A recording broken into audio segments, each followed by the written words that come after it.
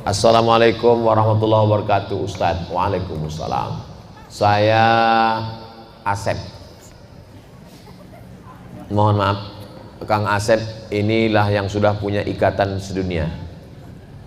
Abdul Somad belum ada persatuannya, Asep udah ada. Dari Pondok Sabilul Mu'tadin mengenai perbedaan al-ghais dengan al-matar. Apa beda ghais dengan matar? Ketika Nabi sedang khutbah, tiba-tiba datang seorang laki-laki Arab Badui, halakatil amwal. Ya Rasulullah, ternak-ternak saya di kampung sudah mati, kering kerontang, kebun saya juga mati, tolong doa supaya turun hujan. Nabi tidak mengatakan amtir, tidak digunakan kata matar, tapi digunakan kata ghais. Aghisna, aghisna, aghisna, turunkan hujan, turunkan hujan, turunkan hujan. Kapan penggunaan matar? Fasa'a matarul munzarin, seburuk-buruk air yang turun sebagai azab. Amtir alaina hijaratan, turunkanlah hujan kepada kami batu. Jadi dari dua penggunaan tadi, kalau ghais itu untuk hujan sebagai rahmat, kalau matar itu biasanya digunakan untuk sebagai laknat. Mudah-mudahan yang turun kepada kita hujan rahmat, bukan hujan laknat. Pertanyaan anak pesantren tuh ya begini, berkualitas, bergizi dia. Bagaimana dengan agama selain Islam yang awalnya tidak percaya pada Tuhan Esa, tapi ketika hendak meninggal mereka mengucapkan syahadat atau percaya adanya Tuhan, dan Tuhan itu Esa. Kata Imam Fakhruddin Ar-Razi, malaikat maut di keningnya tertulis la ilaha illallah. Supaya apa? Supaya semua orang yang tidak bertauhid pada saat dia mati, pas ngelihat kening malaikat maut, dia baca la ilaha, dan tidak perlu menggerakkan mulut. Kalau nyebut Bang Haji tetap menggerakkan mulut, bolot. Tapi kalau menyebut la ilaha illallah nggak perlu menggerakkan mulut, la ilaha. Kenapa? Karena saat sakratul maut itu berat, maka ditulis saking inginnya Allah, wala tamutunna illa wa antum, jangan mati melainkan dalam keadaan muslim. Makanya ketika sholat kita katakan inna salati wa nusuki wa mahyaya wa mamati lillahi rabbil alamin la syarika lahu wa bidzalika umirtu wa ana minal, saya ingin mati muslim. Tapi kenapa kalau mati muslim, kenapa orang muslim itu mesti bersyahadat disaksikan orang ramai di masjid? Supaya jenazahnya bisa diurus, fardu kifayah, dimandikan, dikapankan, disolatkan, dikuburkan. Kenapa karena nggak bisa mandi sendiri. Nah, kan dikapankan, dimandikan, disolatkan. Bapak Ibu semuanya, selesai sholat Jumat ini jangan pulang. Kita tunggu ada yang mau syahadat masuk Islam. Saudaraku, sesungguhnya yang bersaksi ini adalah semua yang hadir. Gunanya untuk apa? Kalau tiba-tiba dia mati, jenazahnya jangan diurus keluarganya, tapi diurus umat Islam. Kalau sudah masuk Islam, jangan cuma dikasih kain sarung, tapi dimasukkan dalam mu'allab center, supaya dikontrol ibadahnya. Saya kalau mensyahadatkan orang, saya nanya, ini yang bertanggung jawab nemanin dia ngaji siapa? Jangan sampai dia rusak akidah, kita bertanggung jawab di hadapan Allah Subhanahu wa taala. Tapi seandainya dia bersyahadat menjelang matinya itu, maka insya Allah dia husnul khotimah. Allahumma khtim lana bi husnil khotimah. Ustadz, gimana supaya kita husnul khotimah? Istiqomah. Gimana supaya kita istiqomah? Berjamaah. Apa nama jamaahnya? MPP. Setelah berjamaah, insya Allah istiqomah. Kalau sudah istiqomah, pasti husnul khotimah. Apa nama jamaahnya? Sabilul Muhtadin. Apa nama jamaahnya? Bikers subuhan. Zuhur nggak sholat, salah. Assalamualaikum WRWB warahmatullahi wabarakatuh. Ustaz. Semoga Allah SWT subhanahu wa ta'ala selalu memberikan kesehatan dan dilancarkan segala rezekinya hingga akhir hayat. Amin. Saya ingin tanya, sekarang zamannya sosial media. Saya sering kali melihat video ceramah, tausiah, kajian berbagai ustadz, termasuk video ustadz. Alhamdulillah banyak sekali ilmu yang saya dapat. Ini mau nanya apa curhat? Tapi ayah saya pernah berkata kalau belajar itu ada gurunya. Loh, kalau nonton ceramah Ustaz Abdul Somad itu ada apa nggak ada? Ada kan?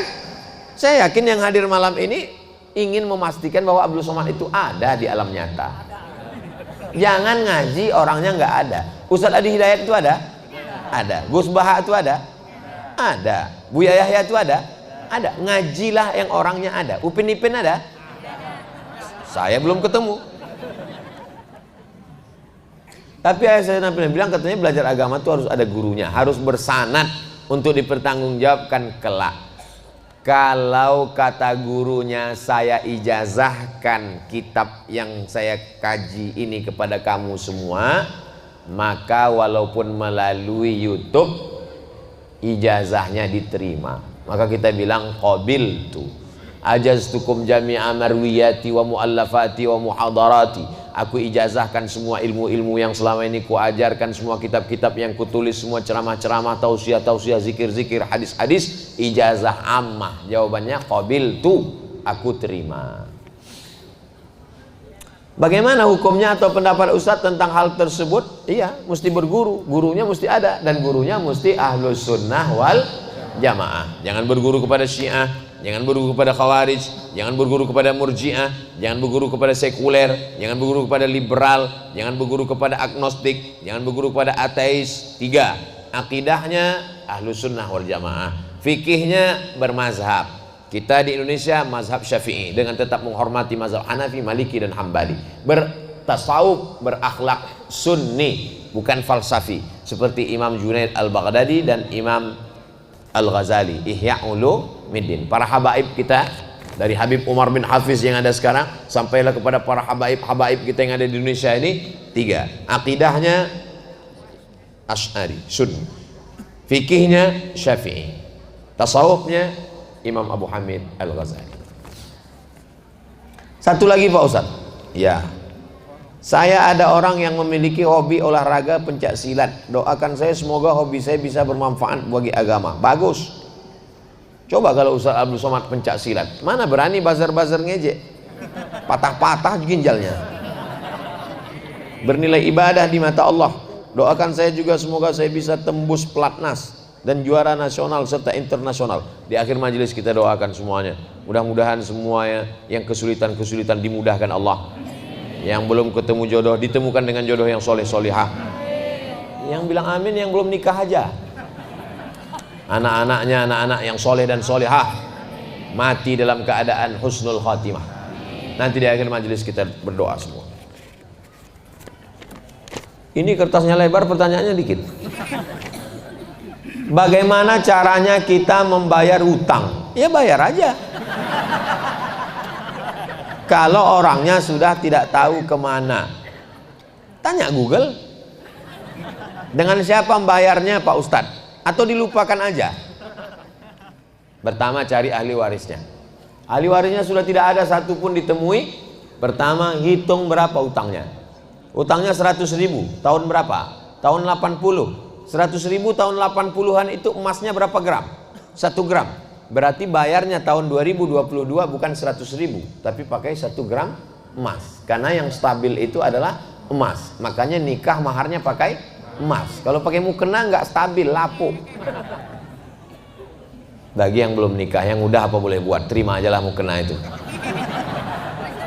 Kalau tahun 80 1 gram emas, bayarnya di tahun 2022 juga 1 gram. 1 gram emas sekarang 1.100.000 atau berapa gitu. Tapi karena kita udah lama kenal ya udah 1 juta aja.